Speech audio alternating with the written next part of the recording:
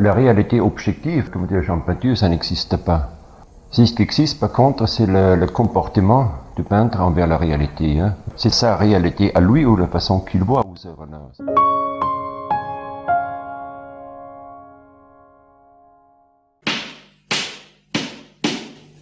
Et comment, quand tu te mets sur une toile,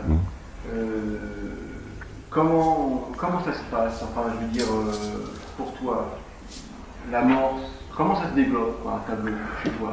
Enfin, un tableau, hein, pour commencer, c'est une surface blanche. Hein. Il faut le couvrir pour l'animer, quoi. Donc, le peintre peut dire, voilà, il est maître des jeux, on peut dire. Hein. Mais maître des jeux, dans quelle mesure? Dépend de ton pinceau, dépend d'une certaine couleur. Hein. Bon, dépend dans les cas, tu fermes des yeux, tu trempes ton pinceau dans une couleur X qu'ils ne connaissent pas. Bon, tu fais une tache dessus, une ligne dessus. Voilà, la première ligne est jetée. Par exemple, elle est rouge, elle est bleue, elle est violette. On s'en fout, elle est là. Bon. Tu fais ton deuxième essai, les yeux aveugles, hein, de manière comme à toi, tu vas être une deuxième forme ou une deuxième tâche à côté, avec une autre couleur. Hein. Mais dès le moment, hein, tu as déjà deux couleurs, plus une surface blanche, autrement dit, tu en as déjà trois. Autrement dit, de continuer comme ça à l'aveuglette, c'est impossible, parce que moi, ça te lie dans le désastre complet. Autrement dit, il y a déjà une structure ou une loi, une loi optique, visuelle, qui t'oblige. C'est-à-dire, tu peux ajouter par exemple ça, ça et ça et ça. Automatiquement, le tableau, il prend sa structure d'elle-même. Tu n'es plus maître des jeux, si tu veux dire. Hein. Tu peux corriger à peu près l'évolution des tableaux, c'est tout ce que tu peux faire. Hein. Mais ça, c'est le genre, cette évolution, c'est le tableau même qui te l'impose. Hein. C'est-à-dire, c'est ça. Ça signifie qu'il y a quand même dans ta façon de peindre une part accordée au hasard assez importante. Ah oui, parce que je ne crois pas enfin, tout est hasard et en même temps nécessité, si tu veux dire. Les deux s'incluent, si tu veux dire. Hein. Le hasard, c'est les premières lignes qui sont placées et la nécessité, c'est... Nous, enfin, pas tellement hasardeux, dans la mesure où je ne commence pas ma peinture avec les yeux fermés, si tu veux dire. Hein. J'ai une sensation des couleurs ou des formes hein, par lesquelles je commence. Hein. Mais une fois les choses sont amorcées, hein, je vois que c'est ce que j'avais perçu au début, c'est peut-être pas tout à fait ce qu'il y a sur la toile ou sur la surface. Autrement dit, te dire là, c'est dire les tableaux, prendre son cheminement autonome, si tu veux dire. Hein, et au début, les premières tâches, les premières touches que tu poses sur la toile,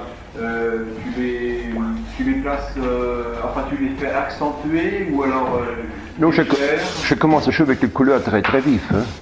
Très très vif. Hein. Tu commences toujours très vif, oui, et très pur en même temps. Hein.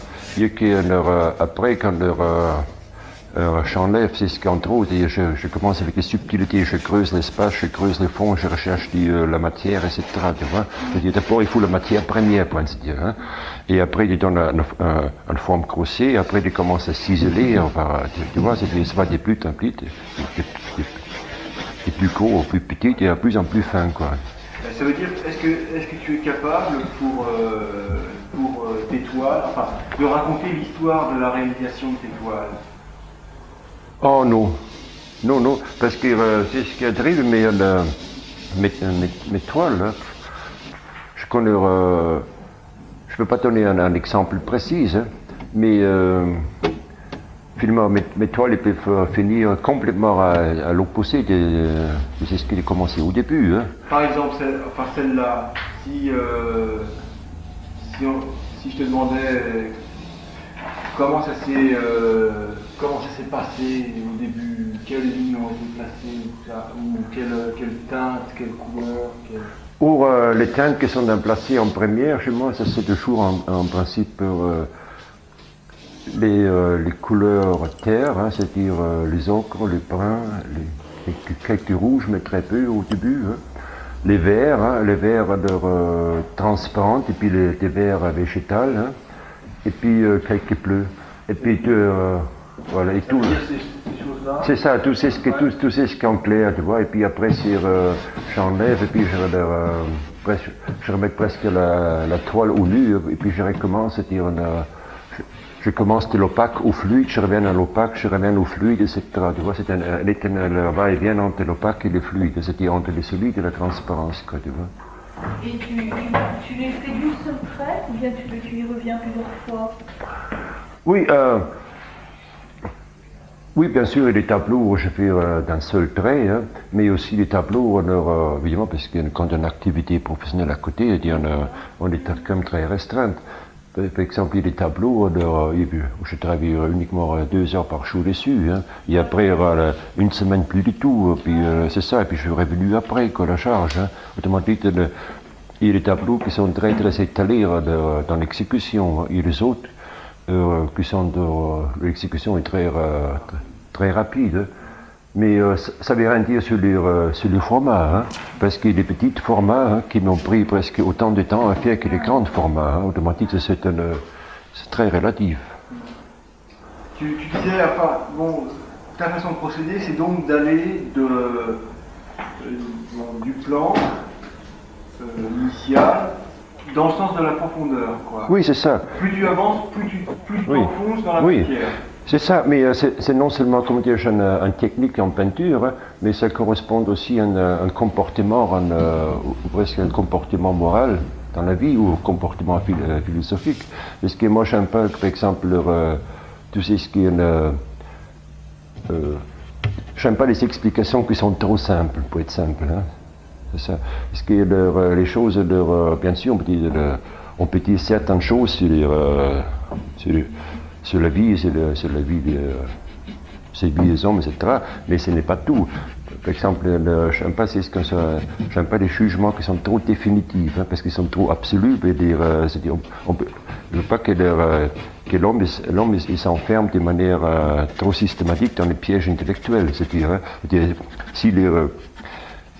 avec les réponses qui satisfassent son esprit. Hein.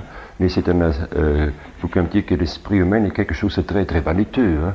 Alors, la façon qu'on explique une chose, ça peut satisfaire l'esprit, mais ça peut également tromper fondamentalement sur la chose réelle. La preuve dépend uniquement du cheminement de la science, hein, de la science du village des pharaons jusqu'à aujourd'hui. Il y a des points de vue scientifiques, hein, uniquement pas uniquement du 19e au 20e siècle, il y a quelques points de vue scientifiques qui aujourd'hui sont complètement ridicules, n'est-ce pas?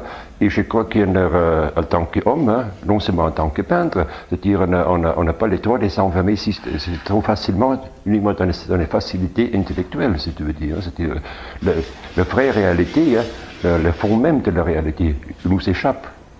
Totalement.